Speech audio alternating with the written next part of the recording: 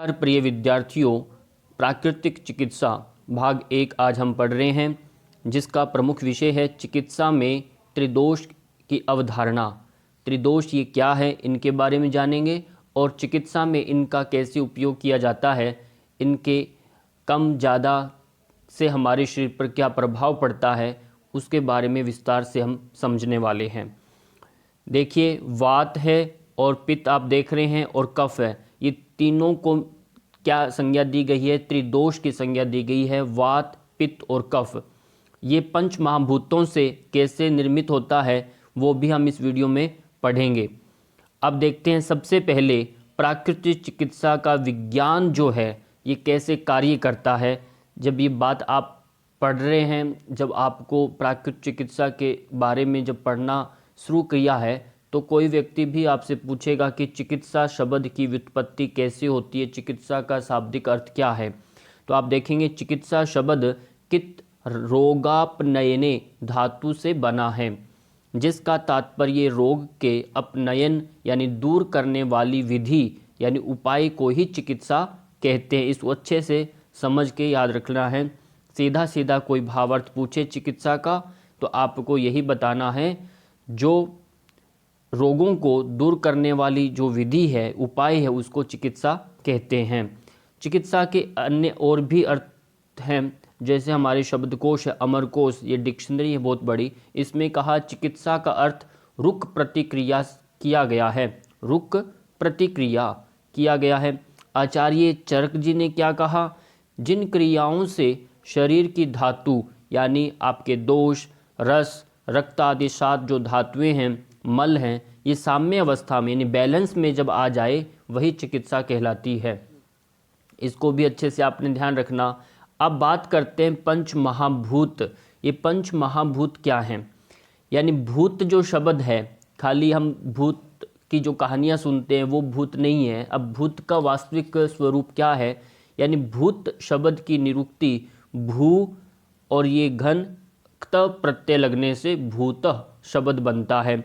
भू सत्तायाम धातु से, ये भू सत्तायाम धातु से क्त प्रत्यय लगकर भूत शब्द बनता है। भूत जिसकी सत्ता हो, यानी जिसकी जो सत्ता हो या जो विद्यमान रहता हो उसे भूत कहते हैं। महंती भूतानि महाभूतानि, इसको भी याद रखिए। महंती भूतानि महाभूतानि, महान भूतों को महाभूत कहते हैं। जो 5 हैं, पहले आकाश है, वायु है, अग्नि है, जल है, ये पृथ्वी है, ये पंच महाभूत कहलाते हैं। अब देखिए त्रिदोष की अवधारणा, क्यों हमारा टॉपिक जो है ये यही है, पंच महाभूतों से त्रिदोष कैसे बने। त्रिदोष में जब आते हैं, त्रि का अर्थ होता है 3। दोष शब्द जो है ये कैसे निकला? दुष्क्रिया। दुष्ट एक धातु है, क्रिया जिसका तात्पर्य है दूषित होना। दूषित होना होता है। समावस्था में जब शरीर यानी सब शरीर की सम अवस्था है, बैलेंस है, तो शरीर को धारण करते हैं ये दोष, तथा दूषित होने पर व्याधि को उत्पन्न करते हैं। और जब आपके शरीर में दोष दूषित होने लगते हैं तो आपके शरीर में दोष उत्पन्न यानी व्याधि उत्पन्न होती है, बीमारियां लगने लगती है। त्रिदोष के बारे में देखिए, वायु पित्तम कफश्चेति त्रयो दोषः समासतः, दुष्नाद दोषः। दुष्नाद दोषः, इस व्युत्पत्ति के अनुसार जो शरीर को दूषित करते हैं, जो शरीर को दूषित करते हैं वे दोष हैं। ये दोष शरीर को तभी दूषित करते हैं जब आप स्वयं दूषित होते हैं। जब स्वयं आप जब दूषित हो जाते हैं तो ये दोष भी आपको दूषित करेंगे, अन्यथा आपको दूषित नहीं करेंगे। दुष्नाद दोषः, इस व्युत्पत्ति को ध्यान में रखिएगा। अब बात करते हैं पंच महाभूत एवं त्रिदोष। ये बहुत ही अच्छा है कि उत्पत्ति क्रम जो है, यानी पृथ्वी और जल, इन दोनों का जब संयोग होता है तो कफ बनता है। जब जल और अग्नि का संयोग होता है तो पित्त बनता है। वायु और आकाश का जब संयोग होता है तो वात बनता है। ध्यान रखना है, वायु से वात, इसमें ध्यान रखना। जल दूसरे वाले में जल जो है, जल अग्नि, अग्नि तत्व, पित्त अग्नि तत्व प्रधान होता है और जल जब मिल जाता है तो एसिडिटी आपके जो बनती है। पृथ्वी यानी भारीपन रहता है, जल यानी पानी, पानी भारीपन यानी कफ क्या है, भारा रहता है, कफ पानी भी होता है, उसमें लिक्विड भी रहता है, और वो एक बलगम जो हम देखते हैं वो आपका कफ है। इस तरह से तीनों के क्रम को याद रखना, या आपसे पूछे जाते हैं कि पृथ्वी जल के संयोग से क्या बना, जल अग्नि के संयोग से क्या बना, वायु और आकाश के संयोग से क्या बना। अब बात करते हैं आगे। अब इन तीनों की जो प्रकृति है, इनके अनुपात भी है, इनका रेशो रहता है और इनके रोग हैं। सबसे पहले वात रहता है।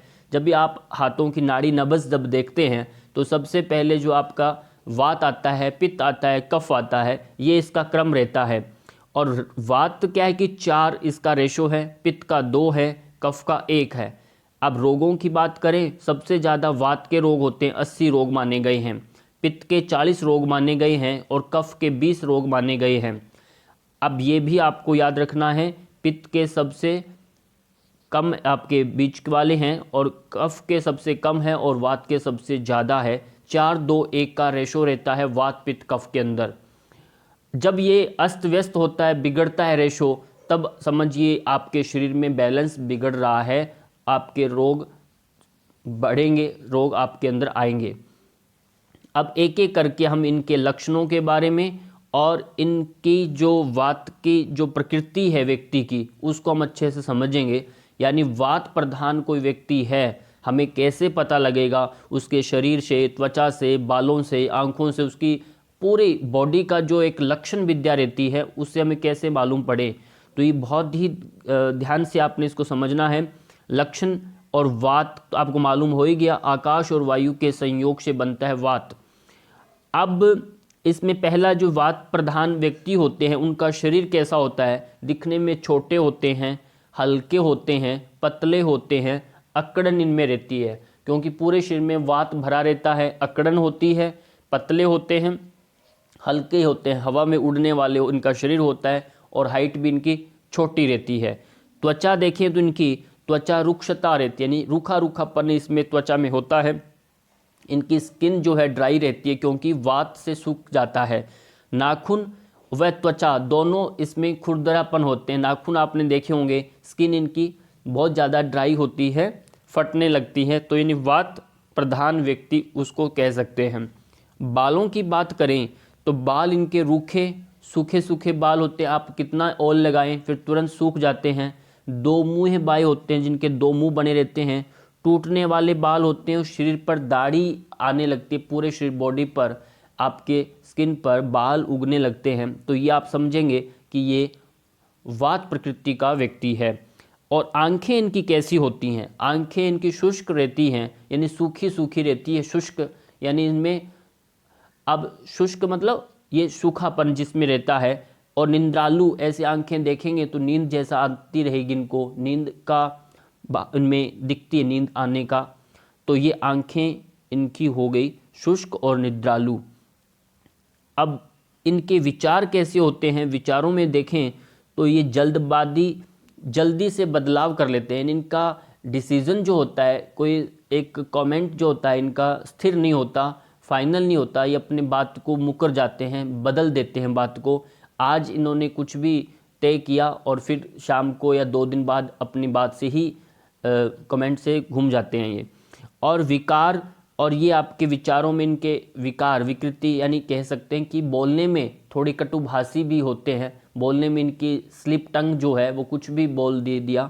तो जल्दबाजी करने वाला और ये शीघ्रता से बोलने वाले, बातचीत में भी शीघ्रता और बातचीत को बदलने में भी, और विकृति यानी विकार पैदा करने वाले, यानी कभी कभी भावावेश में आकर के क्रोधित होने वाले।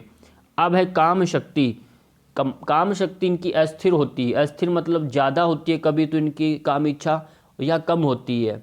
काम इच्छा यहाँ पर आपके एक सेक्स के लिए हम प्रयुक्त किया गया है, आपकी काम करने की शक्ति, और दूसरा यहाँ पर आपकी जो भी एक आउटवर्क करते हैं, मेहनत जो करते हैं, वो भी आपका एक उसमें भी लिया जाता है इसको काम शक्ति, यानी ज़्यादा और कम दोनों में आपका रुचि कम ज़्यादा रहता है, स्थिर नहीं है इसमें। नींद की बात करें, नींद भी आपकी कम रहती है इसमें, वात वालों की। और डरना, स्वप्न में डर जाते हैं और स्वप्न भी इनको आता है। और ये वात प्रकृति के व्यक्ति का स्वभाव में ही थोड़ा एक भीरुपन रहता है। ये दोनों तीनों बातें आपको याद रखनी है। अब बात करते हैं भोजन। भोजन ये जल्दी जल्दी करते हैं वात वाले, बोलते बोलते करते हैं, हिलते डुलते रहते हैं, चलते खाते पीते भी ये।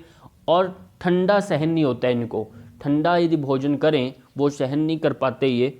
और असंतुलित इनका रहता है भोजन, खान पान का भी एक टाइमिंग नहीं होता, ये ध्यान रखना। अब है स्वभाव की बात करें। स्वभाव इनका चंचलता युक्त होता है। चंचल मतलब आपका एक स्थिर नहीं रहता, इनका मन इधर उधर चंचल रहता है। और क्रोध आना इनका स्वभाव में होता है। अधिक बोलना, ज़्यादा बोलते हैं, जल्दी याद भी कर लेते हैं और भूल भी जाते हैं। अल्प मेमोरी और जो कहते हैं इमीडिएट, इनको छोटे समय तक, कम समय तक ये याददाश्त इनकी रहती है। बिना सोचे निर्णय लेते हैं। डिसीज़न जब ये करते हैं वो बिना सोच विचार के इमीडिएट ऑन द स्पॉट कहीं भी डिसीज़न ले लेते हैं। बाद में इनको पश्चाताप होता है। और तेज चाल, चलने की गति इनकी तेज होती है, धीरे धीरे नहीं चल पाते, तेजी से चलते हैं। और प्रतिकूल परिस्थिति, असहनीय आदि, जब इनके प्रतिकूल विपरीत जब परिस्थितियाँ आती हैं तो वो सहन नहीं कर पाते। यानी कोई भी इनको काम ऐसा जब मिल जाए उसको ये मैनेज नहीं कर पाते, यूँ कहें कि उसका प्रबंधन जो इनका कला है वो कमज़ोर रहता है, ये घबराहट जाते हैं। तो ये स्वभाव, भोजन, नींद, काम शक्ति, विचार, इनके जितने भी हम नहीं पढ़े इनको अच्छे से ध्यान रखना है। और ये आपने व्यवहार के अंदर व्यक्तियों में इनको देखना भी है, तभी ये आपको अच्छे से समझ में आएगा।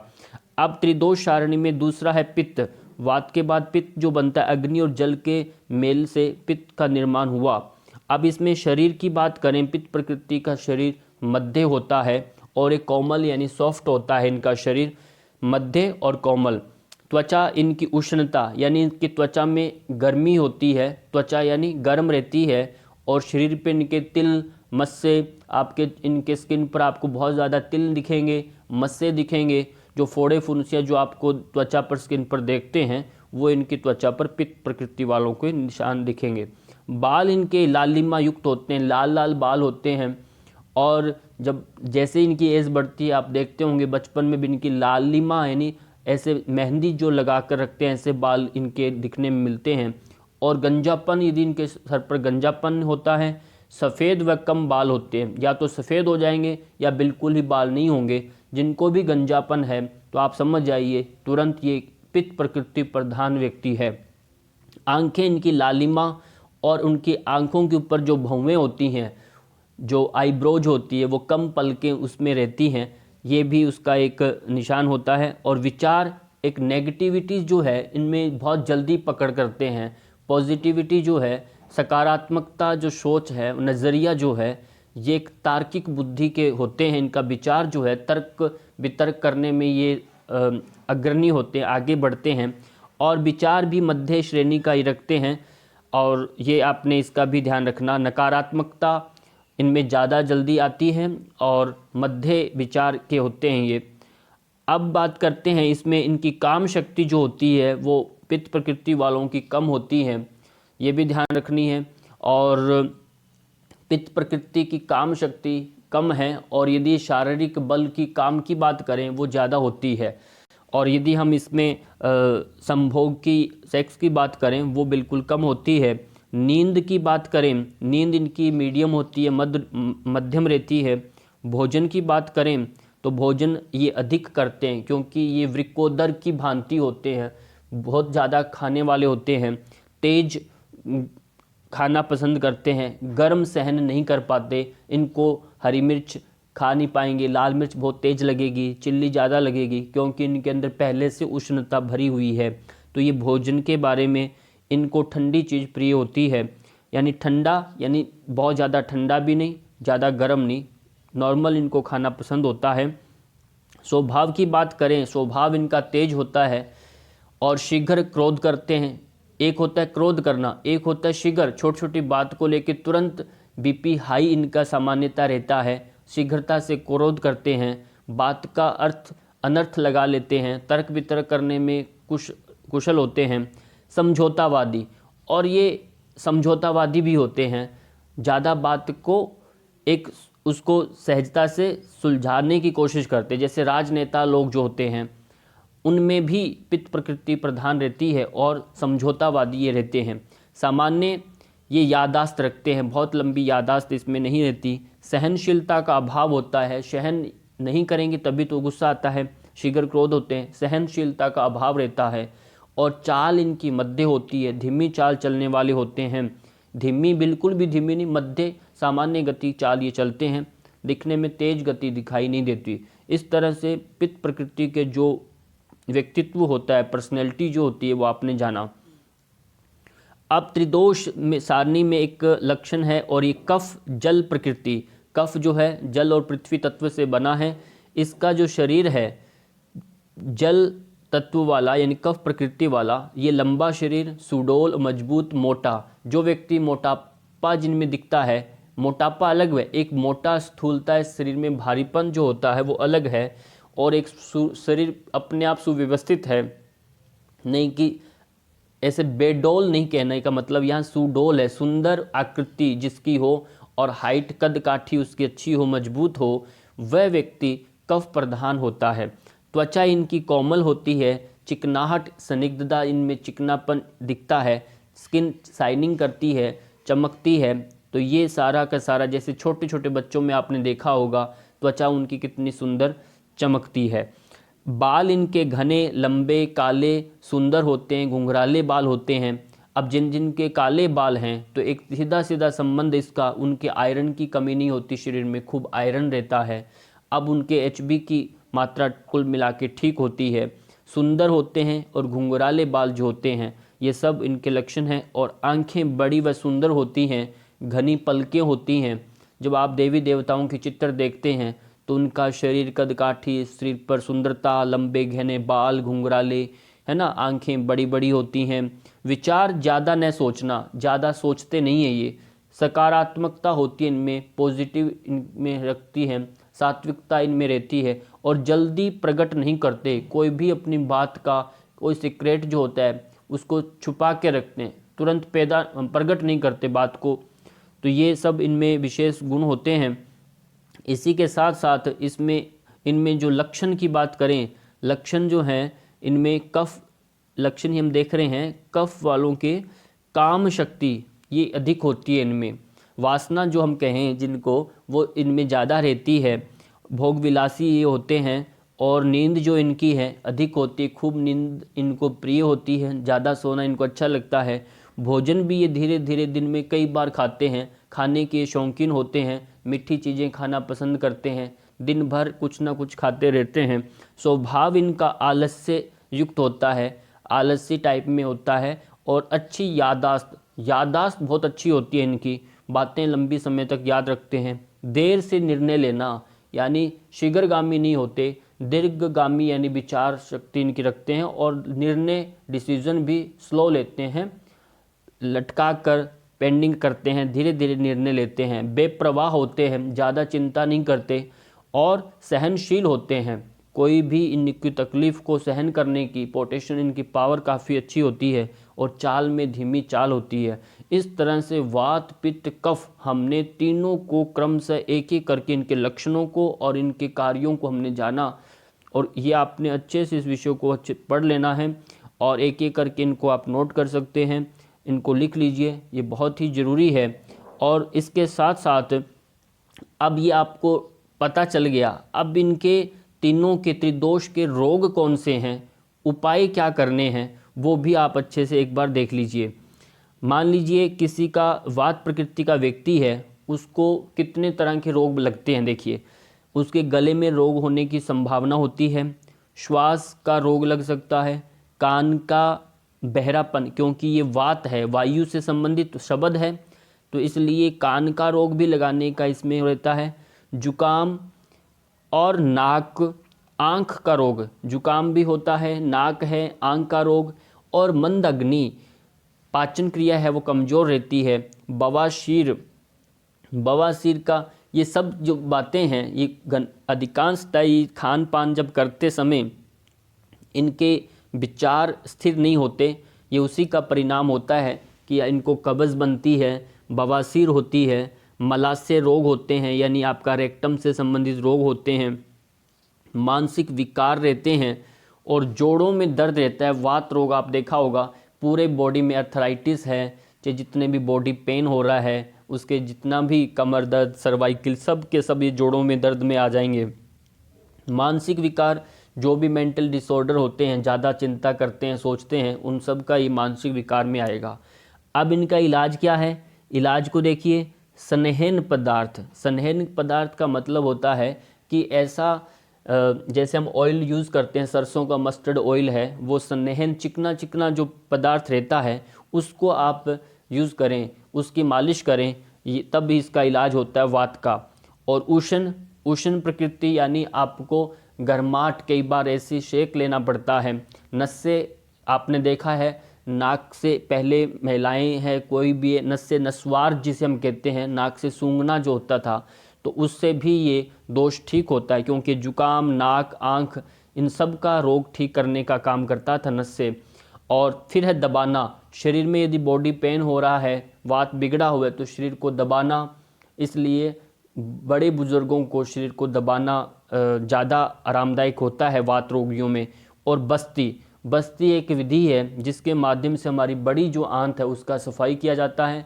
बड़ी आंत एक मूल है वात रोग का, यहाँ सारे के सारे वात रोग इससे ही निकलते हैं। बड़ी आंत में सबसे ज़्यादा वात प्रकोपित होता है, यदि उसकी सफाई हो जाए तो ये सारी समस्या भी हल होती है। इसलिए ये इलाज जब भी जिसको भी अर्थराइटिस, जोड़ों में दर्द, कब्ज़, कॉन्स्टिपेशन, जिनको कुछ भी दिखता है तो आप समझ आइए वात प्रकोपित है, तो उसमें क्या उपाय कर सकते हैं, ये सब उपाय हैं। मानसिक उपचार कैसे दें? मानसिक में होता है कि डराना, जैसे बच्चा दिन भर भागता रहे, बोलता रहे, कुछ भी खाते पीते पाँव को हिलाता रहे, खुजली करता रहे, तो आपको क्या करना पड़ेगा? उसको डराना पड़ेगा। डराना अपने आप में उसको स्थिर करने की एक प्रोसेस होता है, इसलिए मानसिक उपचार होता है कि उसको डराएं और उसको चौंकाना, बार बार उसको अलर्ट करना, अवेयर करना और विस्मरण कराना। कोई भी बात की वो जिद करे तो उसको विस्मरण भुलाने की कोशिश करें ताकि वो जिद ना करे। ऐसे ही बड़ों में आदत में होता है, कोई भी बात की जिद करें, अपने बात को लंबे समय तक सोचते रहना, गांठ बना लेना, तो वो उनका एक मानसिक रोग बन जाता है। इसलिए उसको पास्ट की बातों को उनको बोले, उनको विस्मरण करें, बात को छोड़ने की कोशिश कराएं। घटना को भुलाना, घटना कोई भी है उसको, पारिवारिक कोई भी घटना हो, विवाद हो, बातचीत में ऊंच नीच हो जाए तो उसको भुलाने की कोशिश कराएं। यानी भाई की तरह, इसमें एक भ्रातृव्रत बोला गया, भाई की तरह, जैसे हम भाई की कोई बात को बुरा नहीं मानते, उससे बिगाड़ते नहीं हैं, वैसे ही सुहृदता से उससे अपनापन दिखाना पड़ेगा। वात रोगी कोई भी हो, वात प्रधान, चाहे उसमें आपका पिता हो, बहन हो, भाई हो, बेटा हो, उनको आपको भाई की भांति ही उसको समझाना पड़ेगा। भाव यहाँ पर ये है। तो इस तरह से आपका वात के बारे में जाना। अब देखेंगे पित्त। पित्त जो है, पित्त प्रकृति का जो व्यक्ति है उसके रोग कौन कौन से हैं? देखिए, पित्त वाला डकारें लगेंगी उसको, क्योंकि खाना पीना जब भी खाएगा एसिडिटी बनेगी, यानी पित्त बनना, यानी आपका एसिड होगा, एसिड होगा तो डकारें आएंगी खट्टी। अपच होगा, पच नहीं होगा, यानी पाचन क्रिया, डाइजेशन सिस्टम बिगड़ेगा, क्योंकि एसिडिटी ज़्यादा होती है तब। रक्त की कमी, क्योंकि ये गर्म प्रकृति का होता है, इसलिए खून में भी कमी लाता है ये। और खून के अंदर क्या करेगा? मिलने से ये पूरे शरीर में बर्निंग करेगा, त्वचा का रोग लगा देगा, स्किन प्रॉब्लम करेगा। और फिर दूसरा पीलिया, ये जॉन्डिस जो है ये आपकी लीवर को भी डैमेज करने का काम करता है। ज़्यादा आपका एसिड आपके शरीर में बन रहा है तो आपका ये पीलिया रोग भी करता है। और श्वेत कुष्ठ, शरीर में सफ़ेद सफ़ेद जो दागे हैं, आपके दाद बन जाएंगे, स्किन के अंदर सफ़ेद निशान दिखने को लगेंगे। आँख रोग करेगा, आँखों में ये जलन पैदा करेगा, आपके अंदर आँखें खूब अंगारे की तरह लाल लाल हो जाएंगी, उसमें एलर्जी होने लगेगी आँखों में, तो खूब आपको सन स्ट्रोक लगने लगेंगे। ये यदि त्वचा में आपका पित्त बढ़ा हुआ है तो आप धूप के अंदर ज़्यादा देर खड़े नहीं रह सकते, आपके फेस पर, आँखों में, ये सब के सब ये आपके पित्त का बिगड़ना होता है। इसको रक्त पित्त विकार बोलते हैं। ये आपके खून के अंदर पित्त का रोग फैलना। मानसिक असंतुलन, आपका मानसिक संतुलन भी नहीं रहेगा, मानसिक असंतुलन हो जाएगा और पसीना स्वेटिंग ज़्यादा होगी, पसीना आएगा आपके हाथों में, पाँव के तलवों में, चक्कर आना आदि। जब हम देखते हैं ना जिसको भी लो बीपी होता है तो उनके हाथों में, हथेलियों में, पाँव में पसीना आता है, चक्कर आने लगता है, तो हम कहते हैं कि तुम्हारा बीपी लो है। तो ये आप ये भी समझ आइए कि उसका वो पित्त प्रकृति का व्यक्तित्व है, उसका व्यक्ति है, उसका स्वभाव है पित्त प्रकृति में। इलाज क्या कर सकते हैं उसका ऐसी स्थिति में? इलाज देखें, विरेचन। विरेचन का मतलब होता है कि पेट साफ करना। अब पेट साफ करने का एक आयुर्वेदिक उपाय है, पंचकर्मों में एक है ये। इसमें विरेचन करवाया जाता है। तो विरेचन के माध्यम से आपका पेट का सफाई यानी आपकी एसिड जो है वो बाहर निकाला जाता है। जैसे हम कुंजल क्रिया करते हैं, वमन जो क्रिया करते हैं, ऐसे ही विरेचन करवाया जाता है। अब दूसरा, खाने के अंदर घी का सेवन करना। अक्सर क्या है कि हम बाहर का चटकारा कुछ भी खाएं पर उसमें खूब मिर्च मसाला है और फिर उसके साथ साथ हम कुछ खाते नहीं, पूरा रूखा। घी का जो सेवन करने से ये खाने को आपका नॉर्मल कर देता है। घी और मक्खन दोनों एक ऐसे पदार्थ हैं, दोनों जो क्षारीय होते हैं, ये अम्लीय नहीं है। इसलिए यदि हम कुछ भी अम्ल लेते हैं ज़्यादा तो आपका घी का भी उसमें सेवन करने की बात कही है। यानी इसका एक उपाय है। जिनको खट्टी डकारें आती हैं, तेजाब ज़्यादा बनता है, तो खाने में, सब्जी में, दाल में 2 चम्मच घी खाकर डालें।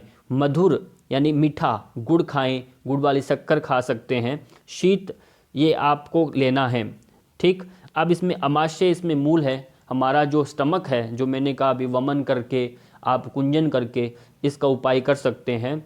और अमाशय में जितना भी आपका पित्त बनता है सुबह सुबह के समय में, तो आप ये वमन करके इसको निकाल सकते हैं। दूसरा, इसमें मानसिक उपचार क्या है? दोस्त की तरह जिनका भी एसिडिटी रहता है, एसिडिटी रहने का मतलब है कि वो बहुत ज़्यादा सोचता भी है और सोचते कि उसके हार्मोन्स अनबैलेंस हो रहे हैं, तो ऐसी स्थिति में यदि कोई उससे 2 घड़ी प्रेम से बात कर ले, चाहे पति पत्नी हैं जो आपस में बात करें, ये 2 मित्र हैं, भाई हैं, कोई भी हैं, दोस्त की भांति सभी बातें जब शेयर कर लें तो मानसिक ये रोग, ये आपका पित्त जो विकार हैं, ये अपने आप शांत होने लगता है, ठीक होने लगता है। ये इसका बड़ा उदाहरण है, उसको दोस्त की तरह ट्रीट करना। अगला है अंतिम इस आज का, इसमें है कफ। कफ यदि आपका प्रकृति है तो उसमें रोग कैसे हो सकते हैं? भूख में कमी आएगी।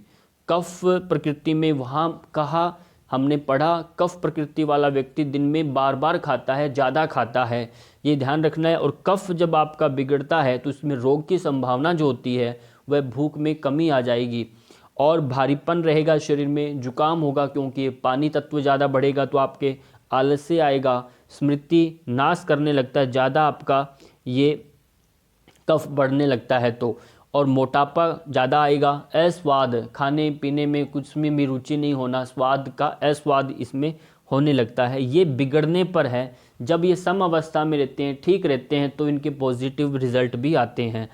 अब बात करते हैं इलाज, इनका कैसे इलाज करें, मोटापे को कैसे कम करें, भारीपन, जुकाम, खांसी को कैसे करें। तो इसमें कहा तेज व उष्ण द्रव्य, आपको तेज होना चाहिए जिसमें आपका मिर्च है, आपकी हरी मिर्च हैं, जो भी ऐसा जिसमें लहसुन है, ऐसा हम भोजन में इनका सेवन करें जिसमें आपके शरीर में गति आए, और उष्णता पैदा करने वाला द्रव्य आपको लेना पड़ेगा। वमन करें, विरेचन करें। आपका वमन, आपका वॉमिटिंग करना, वॉमिटिंग करने से भी, आपका वमन करने से मोटापा कम होता है। शहद का सेवन करना है, शहद सेवन करना, शहद से भी आपका इम्यून सिस्टम अच्छा रहता है, प्लस आपका मोटापा को भी कम करता है। शुद्ध शहद यदि मिले तो उसका उपयोग करना चाहिए। धूम्रपान, धूम्रपान का अर्थ यहाँ जो एक देखते हैं मार्केट में, ये तंबाकू पान कहलाता है, इसमें तंबाकू रहता है। धूम्रपान एक आयुर्वेद में औषधियों के सहित कुछ ऐसी विशेष औषधि हैं जिनके सेवन से, जिनका एक सिक्त वर्तिका जो बना करके आप उसके धूम्रपान उसका करते हैं तो उससे भी काफ़ी आराम मिलता है। लंघन, लंघन का यहाँ पर कुछ भी एक आपको स्थायित्व नहीं रखना किसी काम के प्रति, उसको कभी कभी लंघन, जिसमें कहते हैं उपवास करना, फास्टिंग करना, वो भी आप कर सकते हैं। और अगला है धूप। धूप के अंदर सेवन करना, सनबाथ लेना आपने, मालिश खूब करानी है और मालिश से भी, और व्यायाम करना आपने। तो ये अमाशय व आपको छाती मूल इसमें माना जाता है। अमाशय को भी साफ करना है और इन्हें वमन करके और छाती की मालिश करना, क्योंकि फेफड़ों में, लंग्स में आपके खूब ये कफ जमता है, तो उसको भी ये कम कराता है, मालिश उनको करना है। मानसिक उपचार की बात करें तो मानसिक उपचार में दुश्मन की तरह, जैसे दुश्मन को डरा डरा के रखा जाता है, धमका करके रखा जाता है, वैसे ही जिनको कफ रहता है तो उनको डंडा लेकर के उसके ज़बरदस्ती उनको सुबह सुबह उठाना पड़ता है, उठो उठो, और उनको दौड़ के लिए, कसरत के लिए उनको प्रेरित करना पड़ेगा, ज़बरदस्ती डरा कर, धमका कर तुझे। तो ये जब तक नहीं करोगे तो ये व्यक्ति अपने आप नहीं उठने वाले, और ये फिर पूरा का पूरा इनका शरीर इनके के अपने बस में नहीं होता, पूरा नियंत्रण आउट होता है, क्योंकि ये प्रकृति प्रधान है। इसलिए इनके विरुद्ध इनका यदि उपचार कोई घर में ऐसा है तो उनको इस तरह से ही व्यवहार करके उनको ठीक किया जा सकता है। अब ये 3 प्रकार के जो दोषों की जो चर्चा हमने विस्तार से आज हमने की है, ये पूरे जगत में इन 3 प्रकार के दोष से ही सभी प्राणियों में दिखते हैं। अब इनसे कैसे निपटा सकते हैं हम, कैसे इनको ठीक रख सकते हैं, तो आपको हमने रोगों के नाम, इलाज, उपचार और उनकी पहचान सब आपको अच्छे से बता दिया इस वीडियो के माध्यम से। तो आप इसको करिए, और ये वीडियो आपको अच्छी लगे, अंत तक जिसने देखा है तो इसको आप ज़रूर शेयर किए, और जिन्होंने अभी तक चैनल को लाइक सब्सक्राइब नहीं किया प्लीज़ कर दीजिए। तब तक के लिए धन्यवाद।